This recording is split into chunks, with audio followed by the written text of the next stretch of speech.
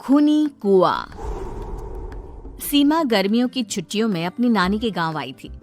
सीमा नानी के घर पहुंचने के बाद अपनी नानी के पैर छूती है और उनसे आशीर्वाद लेती है।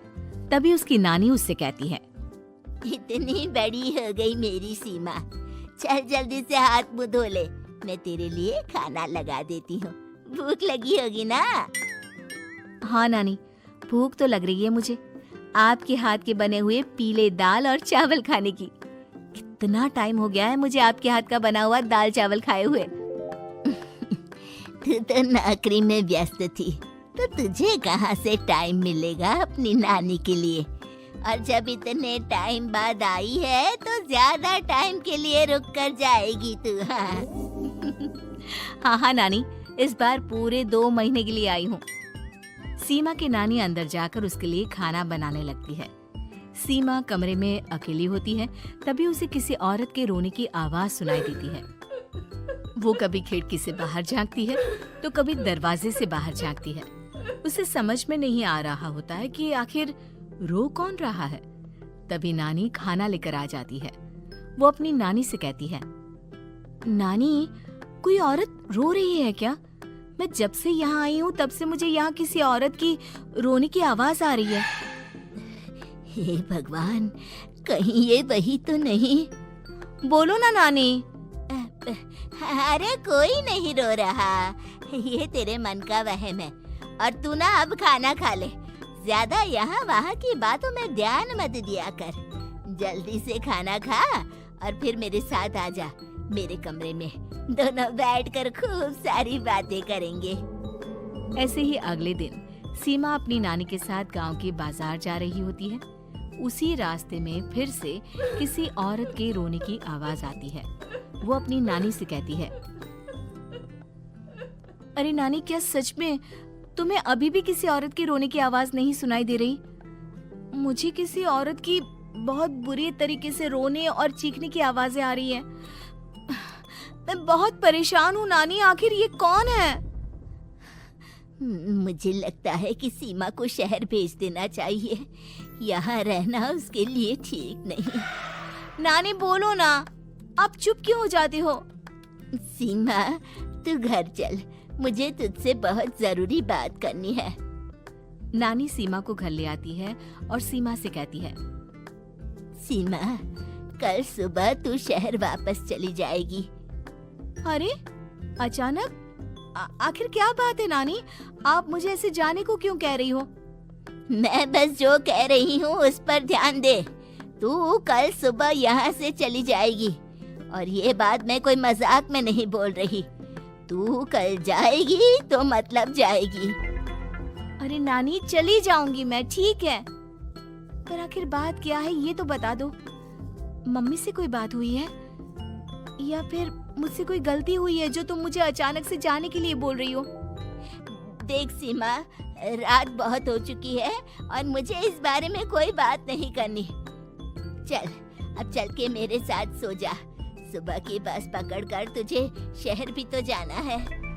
सीमा को अपनी नानी का ऐसा व्यवहार देखकर बहुत ही अजीब लगता है। उसे कुछ समझ में नहीं आ रहा होता है कि आखिर उसकी नानी उसे अचानक से गांव छोड़कर जाने के लिए क्यों कह रही है। ये सारी बातें सोचते सोचते सीमा की आंख लग जाती है और वो अपनी नानी के साथ सो जाती है।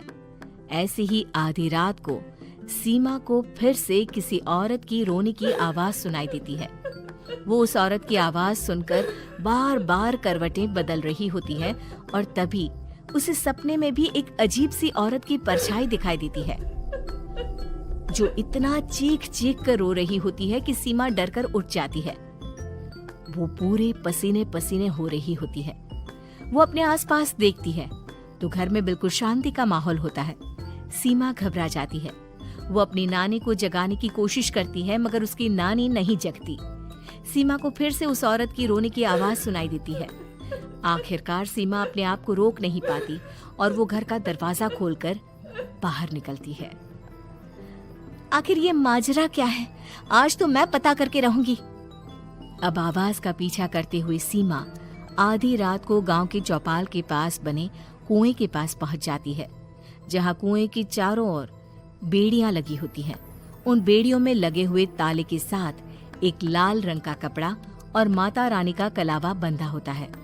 उस कुएं में से सीमा को किसी के रोने की आवाज आती है। सीमा परेशान हो जाती है। इस कुएं में कौन है? कौन है यहाँ? सुनो, कौन है? कौन रो रहा है? वो चिल्ला चिल्ला कर पूछती है और साथ ही लोगों को जगाने की कोशिश करती है, मगर किसी को भी उसकी आवाज सुनाई नहीं देती। अब सीमा खुद उस कुएं के पास की बेड़ियों और तालों को खोलने की कोशिश करती है और किसी तरह कुछ देर की मशक्कत के बाद सीमा उसको खोल भी देती है।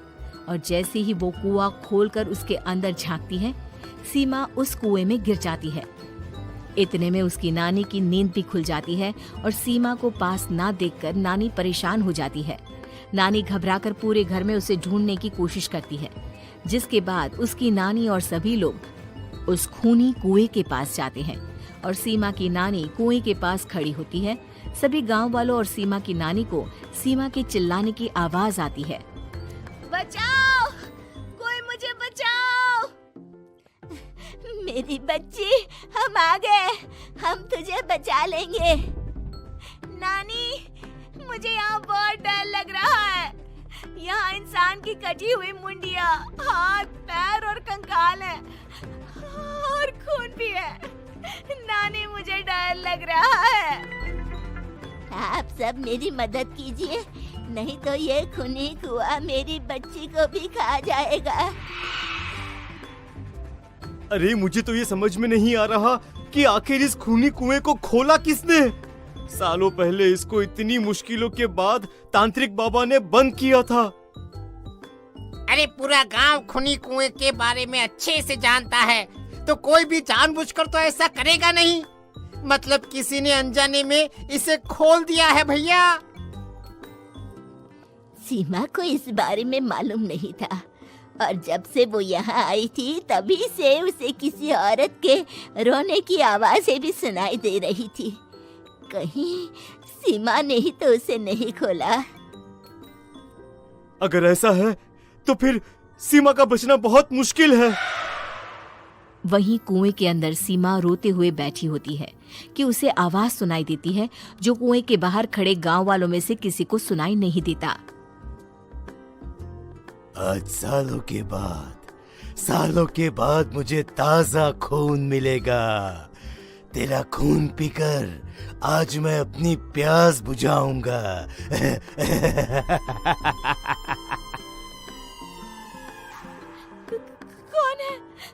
कौन है? मत मारो प्लीज, मुझे जाने दो प्लीज। मैंने किसी का क्या बिगाड़ा है? वो तुझे मरने के बाद पता चल ही जाएगा। जितने में गांव वाले और सीमा की नानी कुछ सोच पाते, उतने में उन्हें सीमा के चिल्लाने की आवाज आती है और अगले ही पल सब शांत हो जाता है। क्या हुआ? सीमा, मेरी बेटी। माफ करना बहन, लेकिन अब सीमा वापस नहीं आएगी। हमें एक बार फिर से कुएं को बंद करना होगा। गांव वाले तभी तांत्रिक को बुला कर लाते हैं। एक बार फिर अपनी शक्ति से तांत्रिक बाबा उस कुएं को हमेशा हमेशा के लिए बंद कर देते हैं और वहां एक बोर्ड लगा दिया जाता है कि यहाँ आना मना है।